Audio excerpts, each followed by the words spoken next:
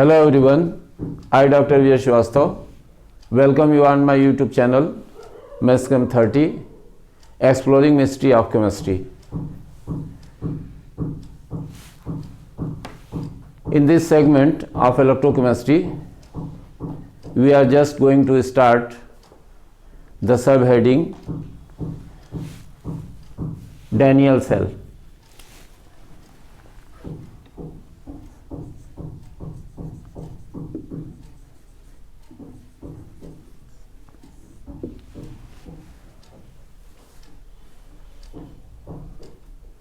This cell was constructed by John Daniell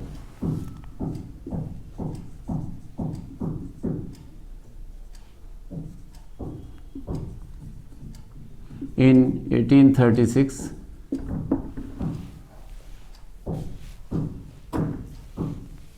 तो हम आपको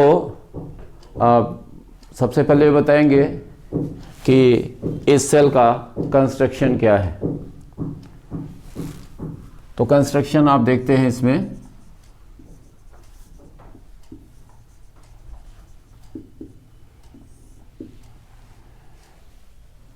कंस्ट्रक्शन का हम आपको पहले रिप्रेजेंटेशन दे देते हैं कि कंस्ट्रक्शन में है क्या, और फिर आपको इसका डिस्क्रिप्शन बताते हैं कि कैसे मतलब इसको डिस्क्राइब करते हैं।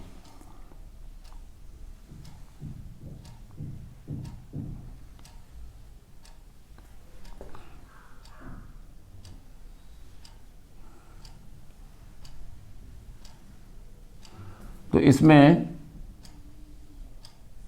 ये फिगर आप देख रहे हैं,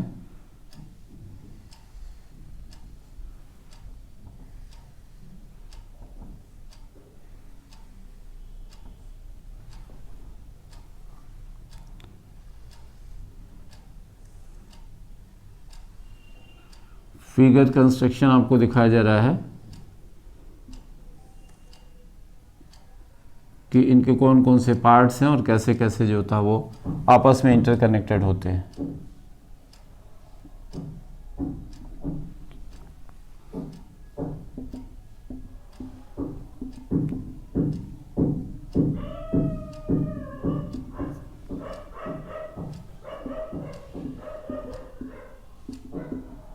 ये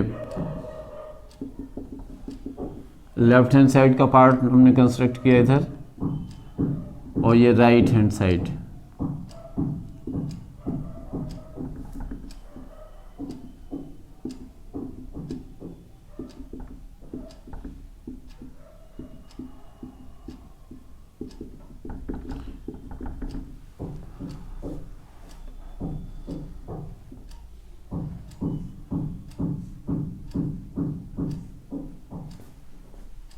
की है इसमें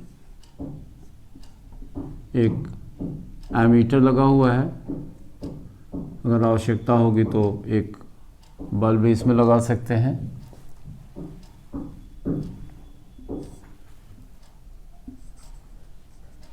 ये जिंक रॉड है,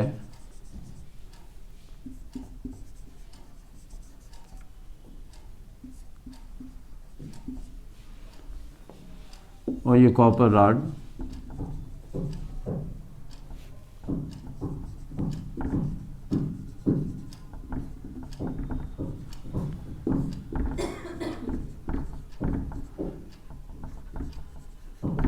copper sulphate solution,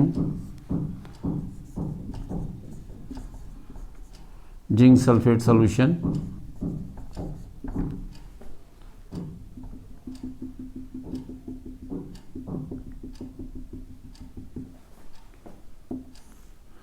salt bridge,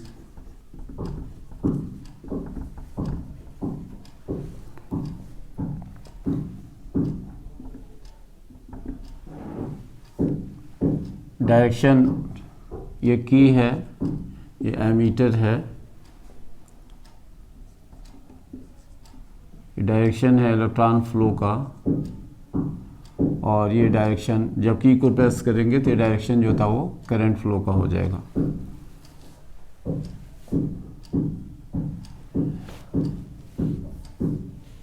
तो कंस्ट्रक्शन हम देख रहे हैं इसमें डैनियल सेल का।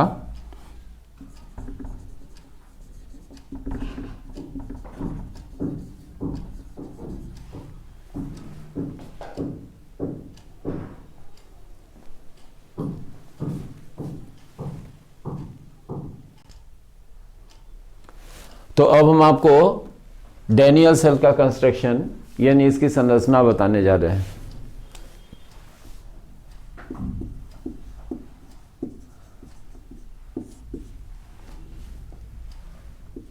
देखिए ये सेल इधर कंस्ट्रक्ट किया है, हमने कुछ पोर्शन लिखा था, कुछ पोर्शन अभी छोड़ दिया था, इसे कंप्लीट करते हैं।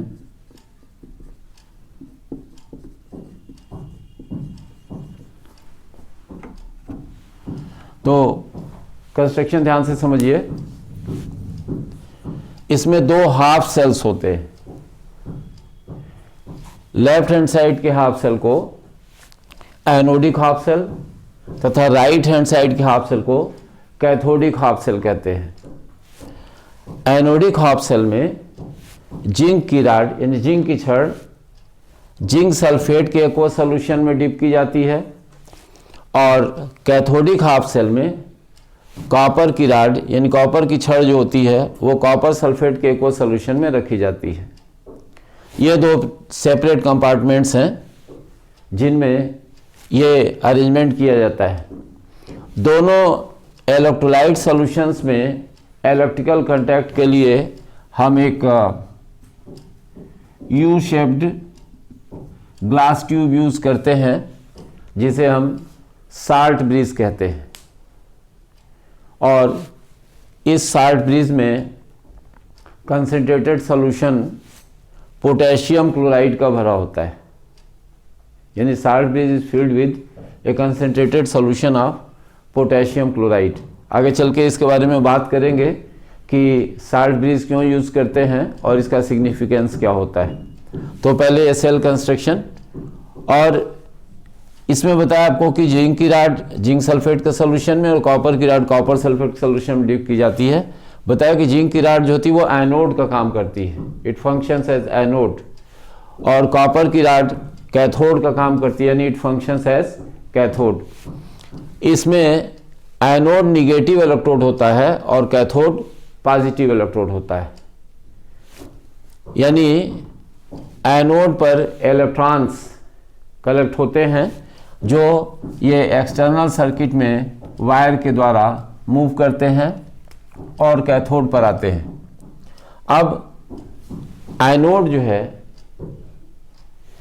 इस पर ऑक्सीडेशन हाफ रिएक्शन होता है, माने एनोडिक हाफ सेल में ऑक्सीडेशन हाफ रिएक्शन होता है।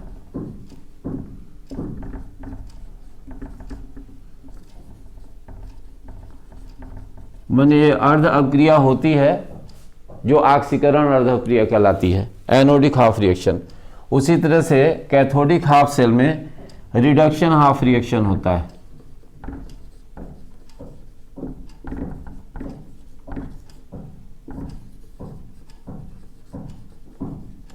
यानी कैथोडिक अर्ध सेल में अपचयन अर्ध अपक्रिया होती है, तो एक इलेक्ट्रोड पर ऑक्सीडेशन और दूसरे पर रिडक्शन, यानी इस पूरे सेल में एक रिडॉक्स रिएक्शन होता है। Half reaction left hand side के सेल में हाफ सेल में, और रिमेनिंग हाफ रिएक्शन जो होता है वो राइट हैंड साइड के हाफ सेल में होता है। यानी ये लेफ्ट हैंड साइड है सेल का और ये राइट हैंड साइड। तो ये डैनियल सेल हम लोगों ने कंस्ट्रक्ट किया यहां पर।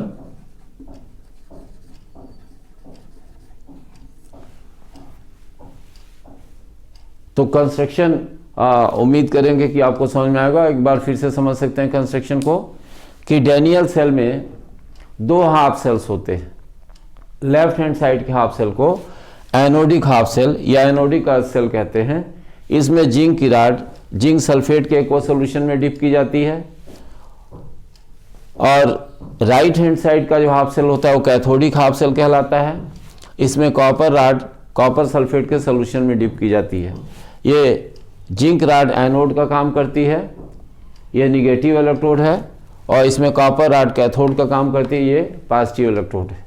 दोनों को एक्सटर्नल सर्किट में की एमीटर और जो डिवाइस इससे रन करने के लिए आवश्यक है उसको जो होता है इसमें लगा लेते हैं। तो इस तरह से ये कंस्ट्रक्शन हमने बताया कि डैनियल सेल जो होता है वो कैसा होता है। अब आपको थोड़ा सा हम बताएंगे ये साल्ट ब्रिज के बारे में।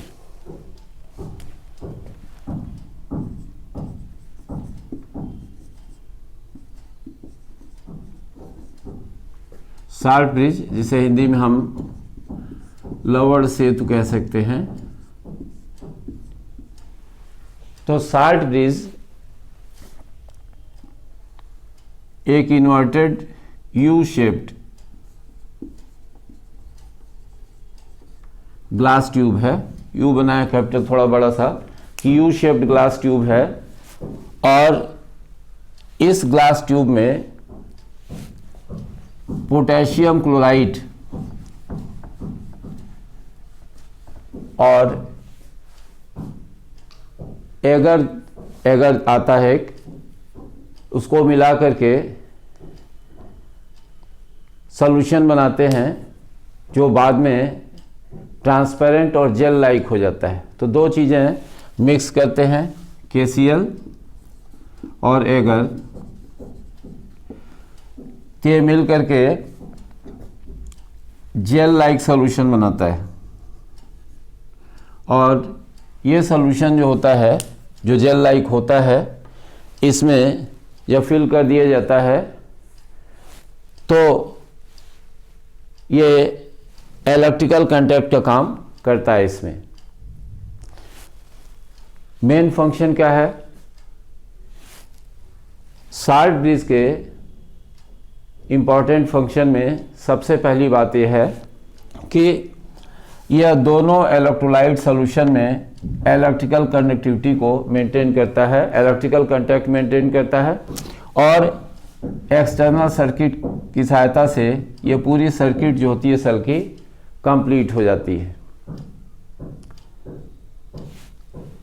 दूसरी चीज़ ये है कि ये दोनों इलेक्ट्रोलाइट सॉल्यूशंस की मिक्सिंग को रोकता है। दोनों इलेक्ट्रोलाइट सॉल्यूशन आपस में मिक्स नहीं हो पाते। तीसरी इंपॉर्टेंट चीज़ ये है कि यह लिक्विड जंक्शन पोटेंशियल को समाप्त करता है। लिक्विड जंक्शन पोटेंशियल का मतलब होता है कि जब दो डिफरेंट कंसंट्रेशन के इलेक्ट्रोलाइट सॉल्यूशंस एक दूसरे के कांटेक्ट में आते हैं तो वहाँ एक पोटेंशियल डिफरेंस क्रिएट हो जाता है। ये कहलाता है लिक्विड जंक्शन पोटेंशियल। तो लिक्विड जंक्शन पोटेंशियल को यह समाप्त करता है। और सबसे इम्पॉर्टेंट चीज़ ये है कि इलेक्ट्रिकल कांटेक्ट होते हुए दोनों सॉल्यूशंस में इलेक्ट्रिकल न्यूट्रलिटी मेंटेन रहती है।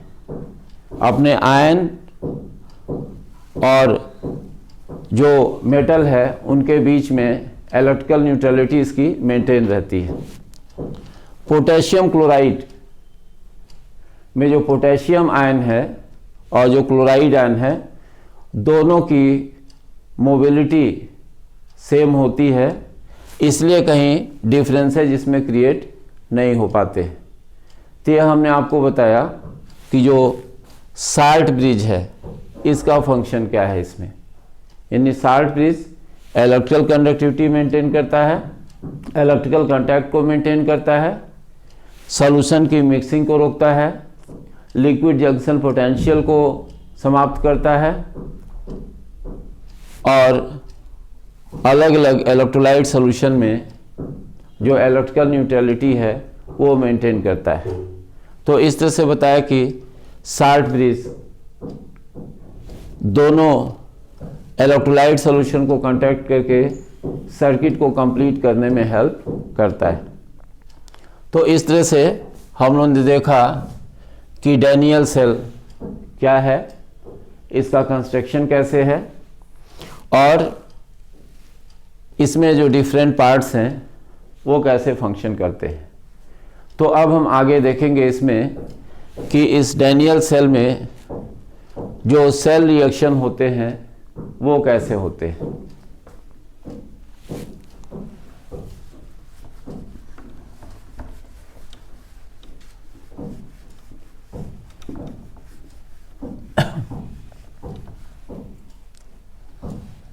तो सबसे पहले हम देखते हैं सेल रिएक्शन में, सेल रिएक्शन का मतलब सेल अभिक्रिया,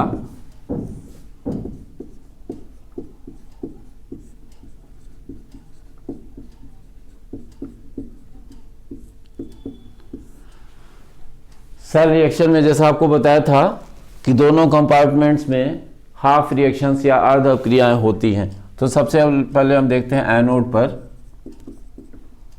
एट एनोड, यानी एनोड पर। तो एनोड पर ऑक्सीडेशन हाफ रिएक्शन होता है। ये जिंक जो है वो जिंक प्लस आयन में चेंज होता है और इलेक्ट्रॉन्स निकलते हैं। ये ऑक्सीडेशन हाफ रिएक्शन है।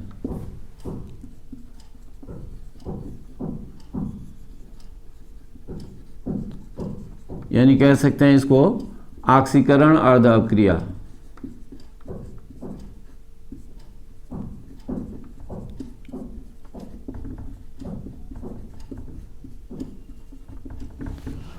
और कैथोड पर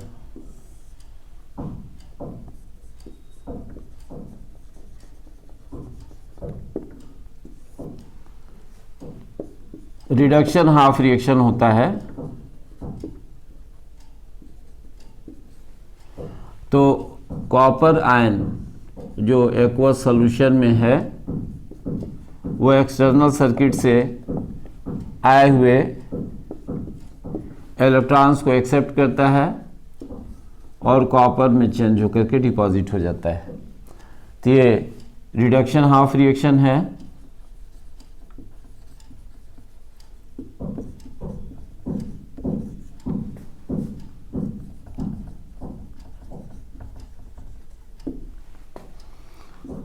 अपचयन अर्ध अभिक्रिया,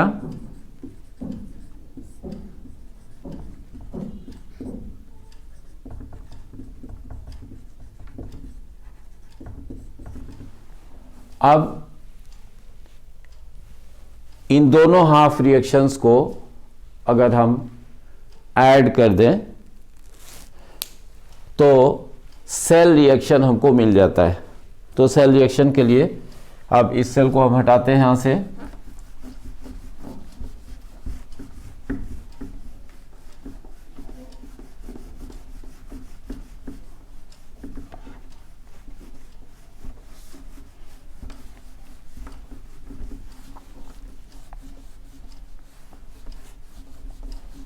तो दोनों हाफ रिएक्शंस को हम ऐड कर देंगे, हमको सेल रिएक्शन मिल जाएगा।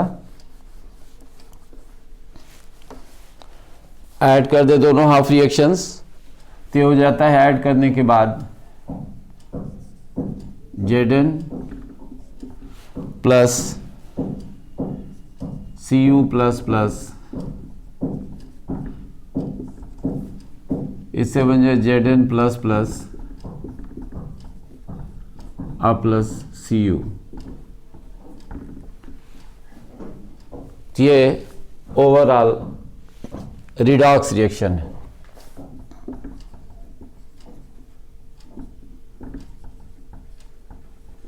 यानी डैनियल सेल में यही रिडॉक्स रिएक्शन या रिडॉक्स अभिक्रिया होती है।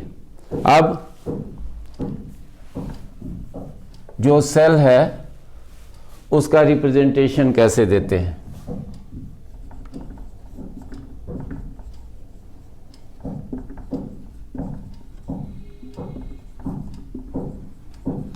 सेल का प्रदर्शन,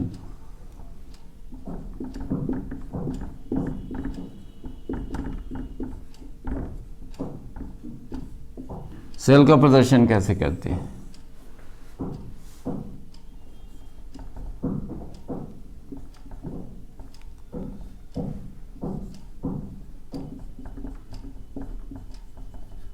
तो सेल को इस तरह से रिप्रेजेंट करते हैं।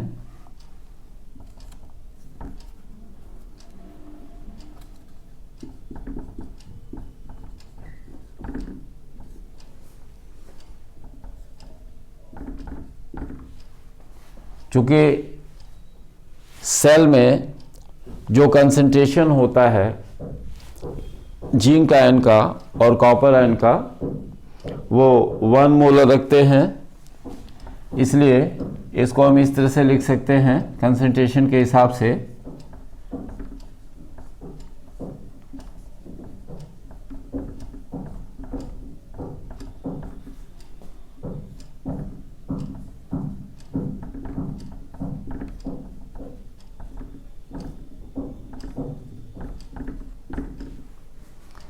ये पूरा पोर्शन एनोडिक हाफ सेल को रिप्रेजेंट करता है, एनोडिक अर्ध सेल,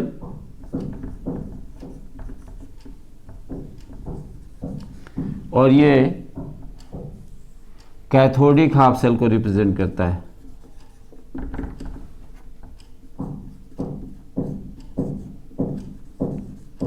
कैथोडिक अर्थ सेल को। और ये जो बीच का पोर्शन है, जो 2 वर्टिकल पैरेलल लाइंस हैं, ये साल्ट ब्रिज को रिप्रेजेंट करती है। तो ये ओवरऑल रिप्रेजेंटेशन हो गया डैनियल सेल का। लेफ्ट हैंड साइड में एनोड और राइट हैंड साइड में कैथोड। इसमें जिंक रॉड जिंक आयन के 1 मोलर सॉल्यूशन में डिप है, और इसमें कॉपर रॉड कॉपर आयन के 1 मोलर सॉल्यूशन में डिप की गई है। दोनों साल्ट सॉल्यूशंस एक दूसरे के साथ इलेक्ट्रिकल कांटेक्ट में हैं साल्ट ब्रिज की सहायता से। तो ये सेल का रिप्रेजेंटेशन है। एनोड इसमें निगेटिव है और कैथोड जो है वो पॉजिटिव है। और इस सेल का जो ईएमएफ होता है, इलेक्ट्रोमोटिव फोर्स ईएमएफ, तो इस सेल का जो ईएमएफ होता है ये 1.1 वोल्ट होता है।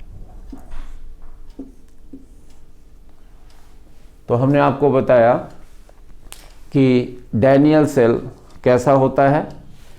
इसमें दोनों इलेक्ट्रोड्स पर रिएक्शंस कौन कौन से होते हैं, ओवरऑल सेल का रिप्रेजेंटेशन क्या है, रिडॉक्स रिएक्शन क्या है इसमें, और फिर सेल को कैसे हम सिंबॉलिक रिप्रेजेंटेशन देते हैं। तो इस तरह से डैनियल सेल का कंप्लीट कंस्ट्रक्शन हमने आपको बताया। और अब हम आपको बताएंगे इलेक्ट्रोड पोटेंशियल के बारे में, क्योंकि ये ईएमएफ यानी कहलाता है सेल पोटेंशियल।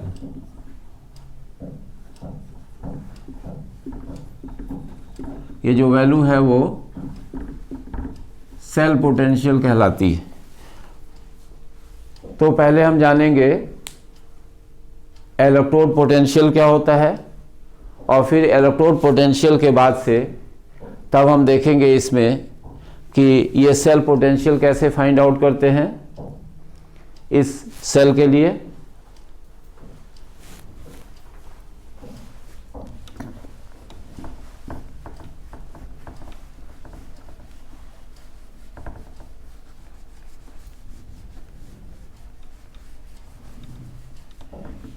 ये सारे पोर्शंस जो इलेक्ट्रोड पोटेंशियल के हैं और उससे रिलेटेड जो कैलकुलेशंस हैं उनको हम नेक्स्ट वीडियो में देखेंगे। इस वीडियो लेक्चर में फ़िलहाल इतना ही। आप वीडियोस देखते रहिए, अपने कमेंट्स को मेंशन करते रहिए। आपके कमेंट्स हमारे लिए बहुत इंपॉर्टेंट हैं। Many thanks.